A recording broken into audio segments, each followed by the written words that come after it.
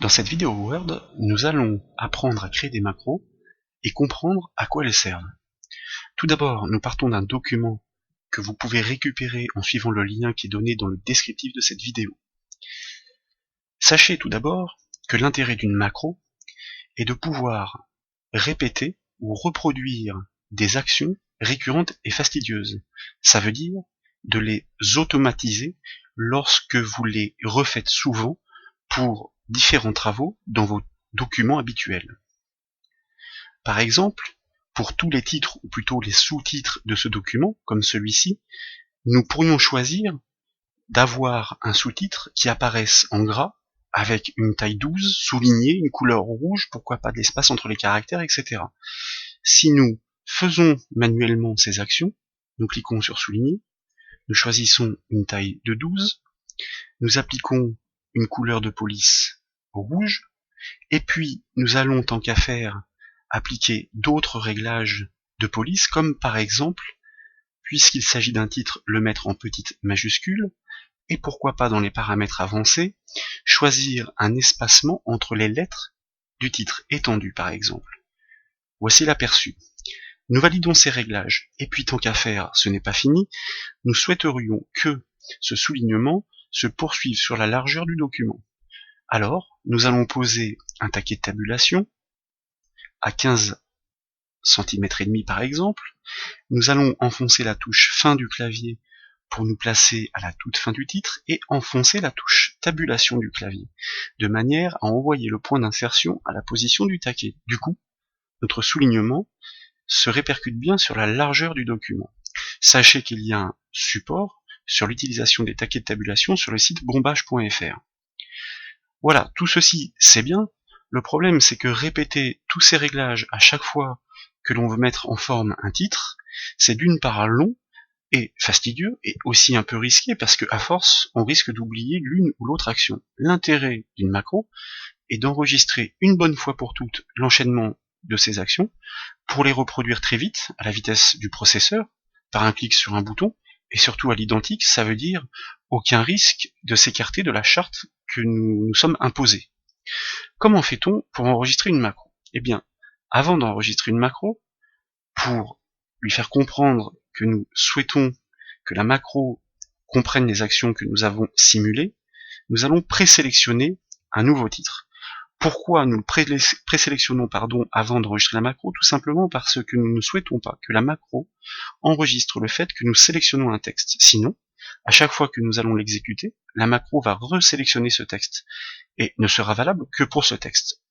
Donc, ce n'est pas ce que nous souhaitons. Nous souhaitons qu'elle s'occupe de répliquer des attributs de mise en forme. Une fois que c'est fait, pour enregistrer une macro, nous activons le ruban affichage. Dans le ruban affichage, nous cliquons sur la flèche du bouton macro et sur enregistrer une macro. Nous commençons par lui donner un nom, pas d'accent, pas d'espace,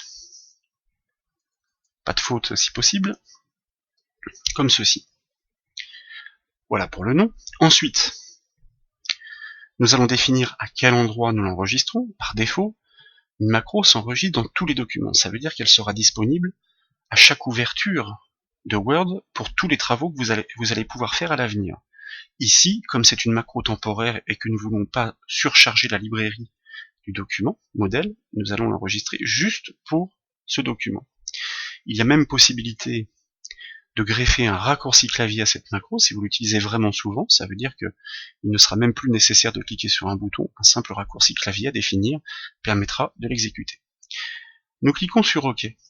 Et nous sommes en enregistrement. Ça veut dire que toutes les actions que nous allons simuler maintenant, Word va les enregistrer sous le nom de la macro que nous avons définie. C'est ce qui indique cette petite cassette, symbole ancestral, qui accompagne la souris. Donc, nous ne devons faire aucune action de plus, ni de moins, que ce qui est nécessaire. Nous retournons dans le ruban accueil pour faire les réglages. Nous avions dit une taille de police de 12, un soulignement, une couleur de texte rouge, et puis quelques réglages de police comme les petites majuscules et aussi l'espacement entre les lettres étendu que nous validons. Et ce n'était pas fini. La touche fin du clavier pour placer le point d'insertion à la fin du titre, un petit taquet de tabulation à 15,5, et la touche tabulation du clavier.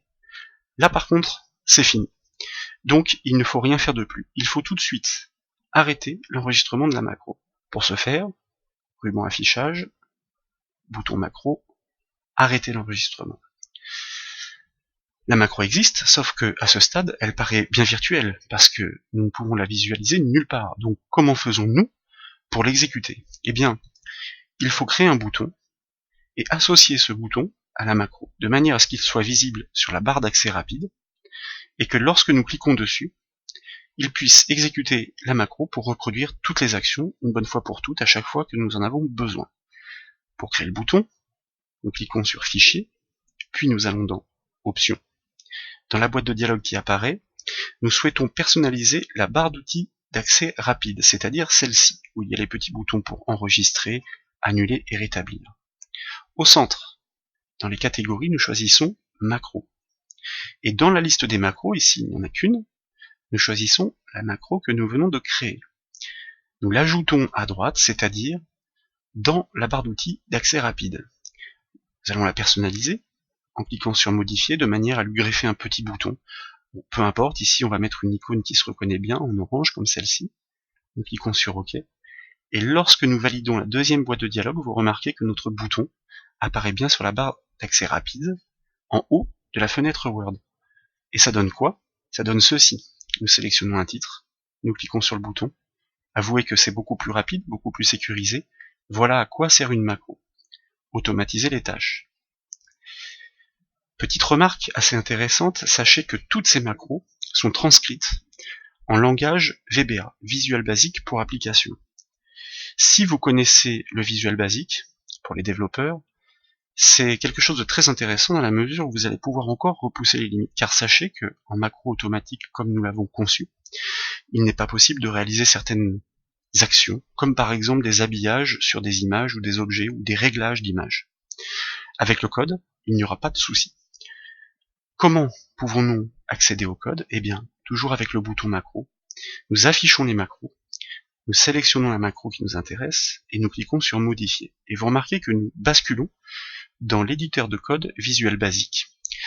Voici tout simplement tout le code qu'a écrit Word pour transcrire les actions que nous avons simulées pendant l'enregistrement. Alors, on dirait qu'il y a beaucoup de lignes, en réalité, beaucoup sont inutiles, ce sont des actions que nous n'avons pas faites, mais comme nous sommes rentrés dans des boîtes de dialogue, Word a enregistré les réglages par défaut de ces boîtes de dialogue, en l'occurrence, par exemple, ici, le fait que la couleur de soulignement soit restée sur automatique, c'est quelque chose que nous n'avons pas réglé, mais Word l'a enregistré.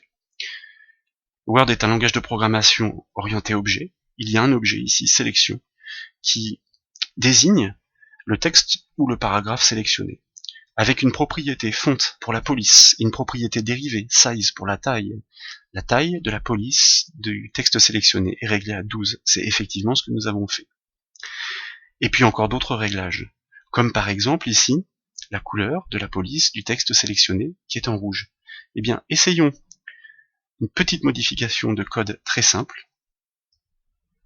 Nous allons la passer en vert, green. Nous enregistrons au clavier, CTRL S.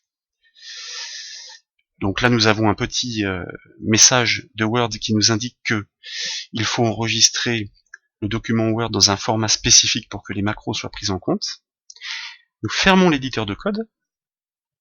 Et lorsque nous sélectionnons de nouveau un paragraphe de titre et que nous cliquons sur le bouton de notre macro, vous remarquez que les actions se répliquent en effet à l'identique, au détail près, que la couleur a été modifiée, et cette fois-ci par le code. C'est très simple. C'est aussi une très bonne façon, pour ceux que ça intéresse, d'apprendre en douceur le langage VBA en faisant des petites modifications ou en s'inspirant de ce que Word a enregistré lorsque nous reproduisons des actions. Voilà pour cette petite démonstration. Rappelez-vous qu'une macro doit être créée lorsque le besoin se présente, c'est-à-dire lorsque vous avez des tâches récurrentes et fastidieuses dans vos travaux quotidiens en Word.